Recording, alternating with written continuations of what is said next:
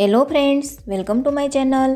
આજે આપણે બનાવીશું ખૂબ જ સ્વાદિષ્ટ અને ખૂબ જ પૌષ્ટિક એવું ટામેટાનું સલાડ। ફ્રેન્ડ્સ, તમે લોકોએ ટામેટાનું સલાડ તો ઘણી વખત બનાવ્યું હશે, પરંતુ એક વખત તમે લોકો મારી આ રીતથી બનાવજો તો ઘરમાં નાના મોટા બધાને ખૂબ જ પસંદ આવશે। તો ચાલો ફ્રેન્ડ્સ, આપણે એને બનાવવાનું શરૂ કરીએ। તો એના માટે મેં અહીં 2 મોટા મરચાં લીધા છે, જેને મેં અંદરથી બીજ નીકાળી લીધા છે અને એને આવી રીતે મેં રફલી થોડા કટ કરી લીધા છે। મેં અહીં મોટા મરચાં લીધા છે, પણ જો તમે લોકો થોડું વધારે તીખું પસંદ કરતા હો તો જે મીડિયમ તીખા મરચાં આવે છે તે તમે લેજો ફ્રેન્ડ્સ। ત્યારબાદ આમાં લીધી છે 2 કળી લસણની। ફ્રેન્ડ્સ, અહીં લસણ એડ કરવાથી લસણને ખૂબ જ સરસ ફ્લેવર આવે છે, પરંતુ તમે લોકો જો લસણ ના ખાતા હો તો તેને સ્કીપ પણ કરી શકો છો। તો હવે આ બંને વસ્તુને આપણે મિક્સી જારમાં લઈ લેશું ફ્રેન્ડ્સ। ત્યારબાદ આમાં એડ કરવાનું છે pinch of salt. Salt add કર્યા પછી આપણે આમાં એડ કરીશું અડધી ચમચી ધાણા જીરું પાવડર અને હવે એમાં એડ કરવાની છે અડધી ચમચી ખાંડ। ફ્રેન્ડ્સ, અહીં તમે લોકો જો ઈચ્છો તો ખાંડને સ્કીપ કરી શકો છો, પરંતુ થોડી અમથી ખાંડ એડ કરવાથી આ સલાડમાં ખૂબ જ સરસ ખાટો મીઠો એવો ટેંગી ટેસ્ટ આવશે। અને હવે આપણે આમાં એડ કરવાનું છે અડધું ફાડું લીંબુનું, જેને આપણે આવી રીતે સરસથી નીચવી દેવાનું છે। તો જુઓ ફ્રેન્ડ્સ, હવે આપણે આ બધી જ વસ્તુને સરસ રીતે મિક્સીમાં ગ્રાઇન્ડ કરી લેવાની છે।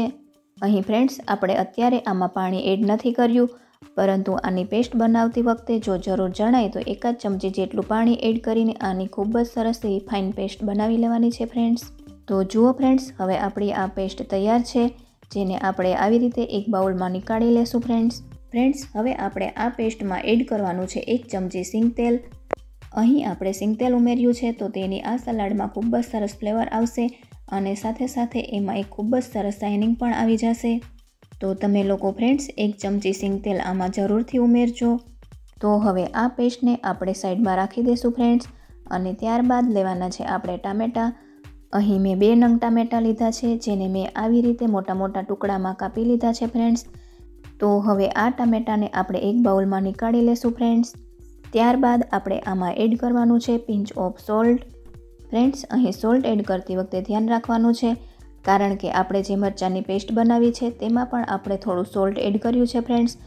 તો અહીં ફક્ત આપણે ટામેટાના ભાગનું જ સોલ્ટ એડ કરવાનું છે ફ્રેન્ડ્સ। ત્યારબાદ આમાં એડ કરવાની છે તૈયાર કરેલી મરચાંની પેસ્ટ, અને હવે મેં અહીં તલને શેકીને રાખ્યા હતા ફ્રેન્ડ્સ, તો એને પણ આમાં એડ કરી દઈશું। ત્યારબાદ હવે આપણે આમાં મરી પાવડર એડ કરીશું ફ્રેન્ડ્સ, અને મરી પાવડર એડ કર્યા બાદ હવે આપણે આમાં એડ કરીશું થોડા કાજુ અને બદામ, જેને મેં આવી રીતે નાના નાના ટુકડામાં કાપી લીધા છે, તો એને પણ આપણે એડ કરી દઈએ। અને હવે આમાં એડ કરવાની છે સમારેલી કોથમીર। તો આ બધી જ વસ્તુને સરસ રીતે મિક્સ કરી લેવાની છે ફ્રેન્ડ્સ, આ રેસીપીના બધા જ ઇન્ગ્રેડિયન્ટ્સનું મેજરમેન્ટ મેં ડિસ્ક્રિપ્શન બોક્સમાં આપેલું છે, તો તમે લોકો ત્યાં જઈને ચેક કરી લેજો।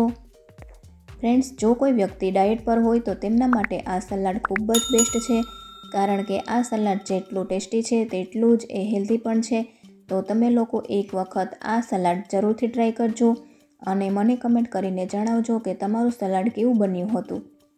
તો જુઓ ફ્રેન્ડ્સ, આપણું આ સલાડ સરસ રીતે મિક્સ થઈને તૈયાર છે, તો આપણે એને હવે સર્વ કરી દઈએ।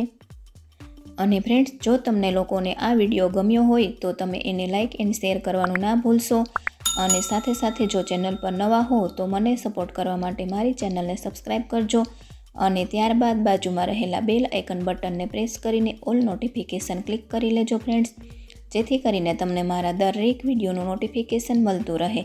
અને ફ્રેન્ડ્સ, ચેનલ સબસ્ક્રાઈબ કરવાનું તદ્દન ફ્રી હોય છે। તો ચાલો ફ્રેન્ડ્સ, ફરી મળીશું નેક્સ્ટ વિડીયોમાં, ત્યાં સુધી આવજો।